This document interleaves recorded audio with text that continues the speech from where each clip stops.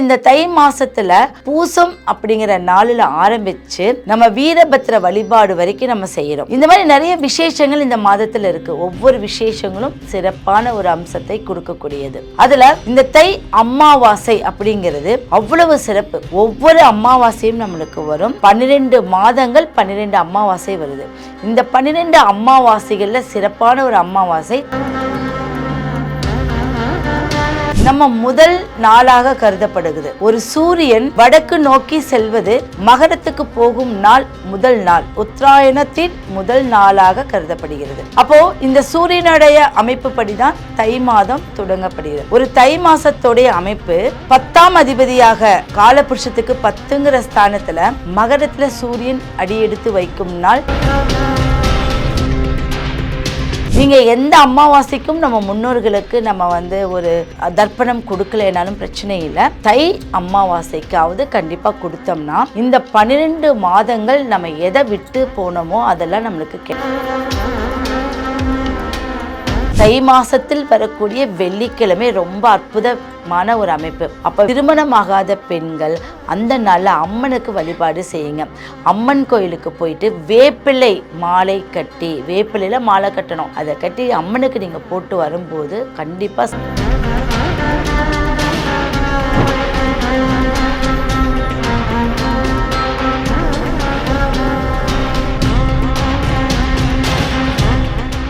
Real one ஆன்மீக நேயர்களுக்கு வணக்கம். என் பேர் டாக்டர் ஜெயம் ஜெயஸ்ரீ. இன்னைக்கு நம்ம பார்க்க போவது தை மாதத்தின் சிறப்பு.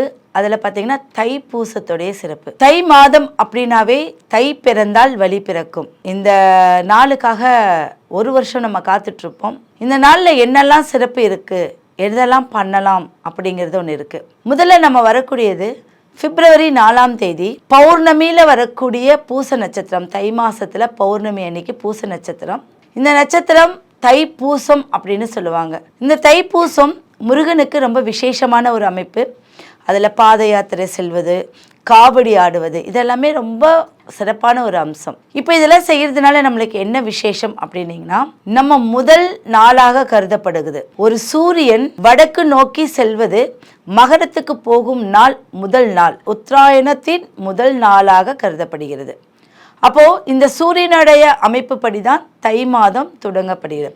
ஒரு தை மாசத்துடைய அமைப்பு 10ஆம் அதிபதியாக காலபுருஷத்துக்கு 10ங்கிற ஸ்தானத்துல மகரத்துல சூரியன் அடியெடுத்து வைக்கும் நாள் தை 1. அப்போ தொழில் ஸ்தானம் நல்லா இருக்கும், ஒருவருடைய முன்னேற்றம் நல்லா இருக்கும், தடங்கல்கள் நிவர்த்தியாகும். அப்ப இந்த தை மாதத்தில் வரக்கூடிய பூசம் தான் விசேஷமா அப்படின்னு பாத்தீங்கன்னா தை கிருத்திகை. அடுத்தது பார்த்தீங்கன்னா தை கிருத்திகை. இந்த தை கிருத்திகைக்கு கார்த்திகை பெண்கள் முருகனை வளர்த்தி ஒரு 6 பெண்கள் அந்த முருகனுக்கு ஒரு வழிபாடு செய்து குழந்தையா இருந்தவரை 6 முகனா ஆற்றியவங்க. அப்ப இந்த தை கிருத்திகை பெண்களுக்கு நம்ம ஒரு விசேஷமான ஒரு வழிபாடு செய்யணும். அப்ப இந்த பெண்களுக்கு 6 விளக்கு ஏற்றி, 6 விளக்குல நெய் விளக்கும், 6 விளக்குக்கு கீழே ஒரு அரச மர இலை கொண்டு நீங்கள் நெய் விளக்கு ஏற்றி ஒரு 6 வாரம் நீங்கள் இதை செஞ்சுட்டு அந்த நாள் நீங்கள் ஸ்டார்ட் பண்ணிட்டு 6 வாரம் செஞ்சீங்கன்னா கண்டிப்பாக குழந்தை வரம் வேண்டி செய்வருக்கு குழந்தை வரம், திருமணம் நோக்கி செய்வருக்கு திருமணம் ஏற்பாடு, வண்டி வாகனம் வீடு வாசல் எதை நோக்கி நீங்கள் இதை செய்கிறீங்களோ அந்த பிரச்சனை உங்களுக்கு சால்வ் ஆகும். அப்போ இந்த முருகப்பெருமானுடைய அம்சமாகிய கார்த்திகை பெண்களை அன்றைய நாள் நம்ம ரொம்ப விசேஷமா கொண்டாடப்படுகிறது. அடுத்தது ரத சப்தமி. இந்த ரத சப்தமியும் ஒரு விசேஷமான நாளாக இருக்கிறது. தை மாசத்தில் வரக்கூடிய பைரவ வழிபாடும் வீரபத்திர வழிபாடும் ரொம்ப ரொம்ப விசேஷம். ஏன்னா ஒரு காவல் தெய்வமாகிய பைரவரும் வீரபத்திரம் அந்த ஊரை காக்கும் தெய்வமாக நம்ம வழிபாடு செய்கிறோம். ஒவ்வொருவருக்கும் அவர்களுடைய குல தெய்வமாகவும் அந்த கடவுள் நம்மளுக்கு இருக்காங்க.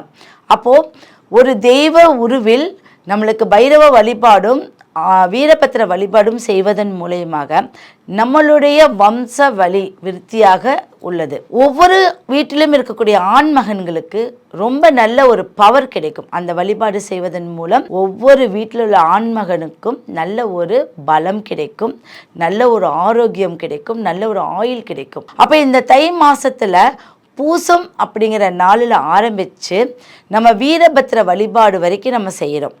இந்த மாதிரி நிறைய விசேஷங்கள் இந்த மாதத்தில் இருக்குது. ஒவ்வொரு விசேஷங்களும் சிறப்பான ஒரு அம்சத்தை கொடுக்கக்கூடியது. அதில் இந்த தை அமாவாசை அப்படிங்கிறது அவ்வளவு சிறப்பு. ஒவ்வொரு அமாவாசையும் நம்மளுக்கு வரும். 12 மாதங்கள் 12 அமாவாசை வருது.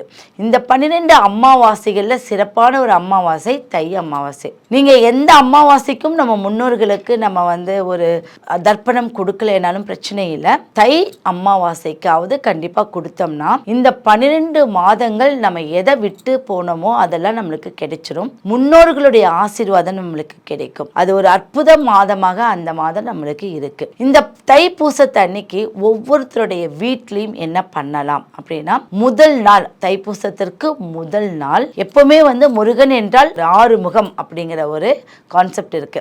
அப்போ 6 விளக்கு அரச மலை இலை எடுத்துக்கோங்க. அந்த இலையில முருகனுடைய ஓம் என்ற மந்திரத்தை எழுதுங்க. ஓம் என்று எழுதி, அது சந்தனத்தால் எழுதி, ஒவ்வொரு விளக்கிலையும் நெய் தீபம் ஊற்றி பச்சை கற்பூரம் போட்டு அந்த விளக்கு பற்ற வைங்க. விளக்கு பற்ற வச்சுட்டு முதல் நாள் ஒரு மஞ்சள் பரப்பி அதில் உங்கள் குடும்பத்தார் பேரெல்லாம் எழுதி, அதில் உங்கள் குலதெய்வ பேரையும் எழுதி, இந்த நாளில் இருந்து எங்களுடைய குல வம்சம் தலைக்கணும், எங்ககிட்ட இருக்கக்கூடிய பிரச்சனைகள் விலகணும், தை பிறந்து வழி பிறக்கிற மாதிரி எங்களுடைய அனைத்து பிரச்சனைகளுக்கும் ஒரு வழிகாட்டி பிறக்க வேண்டும் அப்படின்னு நீங்கள் எழுதி ஒரு பிள்ளையார் பிடிச்சிக்கோங்க. இந்த பிள்ளையாரை ஒரு 6 நாட்கள் வச்சு வழிபடணும். ஒவ்வொரு நாட்களும் அதுக்கு தீபாராதனை காட்டி அந்த பிள்ளையாரை வெடிக்காமல் நீங்கள் பார்த்துக்கணும். 6வது நாள் என்ன பண்ணணும்னா, நல்லா கையில் வச்சு 2 கையிலையும் தேய்ச்சி செடிக்கு நீங்கள் அப்படியே கழுகி விடணும். இதுதான் தைப்பூசத்தோடைய சிறப்பான அம்சம். அப்போ என்ன அப்படின்னா, நீங்கள் எழுதி வச்சு பிள்ளையார பிடிச்சு வச்சிங்களே 6 நாட்கள், அப்போ அந்த 6 நாட்களும் உங்களுடைய கடவுள், உங்களுடைய குலதெய்வம் உங்கள் வீட்டுக்குள்ளே வந்துட்டார் அப்படிங்கிற மாதிரி நம்ம ஒரு ஐதீகமாக கருதப்படுகிறது. அதுக்கப்புறம் பார்த்திங்கன்னா, கோயிலுக்கு போயிட்டு ஒரு சின்ன ஒரு அர்ச்சனை உங்கள் பேர்லேயோ உங்கள் குடும்பத்தார் பேர்லையோ அர்ச்சனை பண்ணிட்டு வந்தால் சிறப்பான ஒரு அம்சம் கிடைக்கும். அப்போ இந்த மாதத்தில் வரக்கூடிய அனைத்து விசேஷங்களும் ரொம்ப ரொம்ப அற்புதமான ஒரு விசேஷங்கள். இதை நீங்கள் சரிவர பயன்படுத்திக்கணும். அதில் கார்த்திகை, தை கார்த்திகை, தை வெள்ளி, தை மாதத்தில் வரக்கூடிய வெள்ளிக்கிழமை ரொம்ப அற்புதமான ஒரு அமைப்பு. அப்போ வீட்டில் இருக்கக்கூடிய பெண்கள் காலையில் எந்திரிச்ச உடனே ஒரு டம்ளர் தண்ணி எடுத்து சூரியன்கிட்ட காமிச்சிட்டு உங்களுடைய இஷ்ட தெய்வத்தை மனசார நீங்கள் நினச்சிக்கிட்டு குடிச்சிட்டு வாங்க. அந்த நாள் உங்களுக்கு அற்புதமான வெற்றி கிடைக்கும். திருமணமாகாத பெண்கள் அந்த நாளில் அம்மனுக்கு வழிபாடு செய்யுங்க. அம்மன் கோயிலுக்கு போயிட்டு வேப்பிலை மாலை கட்டி, வேப்பிலையில் மாலை கட்டணும், அதை கட்டி அம்மனுக்கு நீங்கள் போட்டு வரும்போது கண்டிப்பாக சிறப்பு அம்சம் உங்களுக்கு உண்டு பண்ணும். அதே மாதிரி நம்மளுக்கு மயில் இறகு இருக்கு இல்லையா, அந்த மயில் இறகை நம்மளுக்கு ஒரு 4 மயில் இறகாவது எடுத்துக்கோங்க. அதை நல்லா ஒரு மஞ்சள் நூலில் கட்டி உங்களுடைய படுக்கும் அறையில் வச்சுக்கிட்டு ஒரு 6 நாட்கள் கழித்து அதை எடுத்து நீங்கள் அப்படியே பீரோக்களை வச்சுருங்க. செல்வம் உங்களுடைய தங்கிடும். இந்த சிறப்பெல்லாமே இந்த தை மாதத்துலேயும் இருக்குது, தைப்பூசத்துலேயும் இருக்குது. ரத சப்தமி, இது எல்லா வழிபாடுகளும் உங்களுடைய அந்த வருடம் பூரா உங்களுடைய பாதுகாக்கக்கூடிய அமைப்பாக இருக்குது.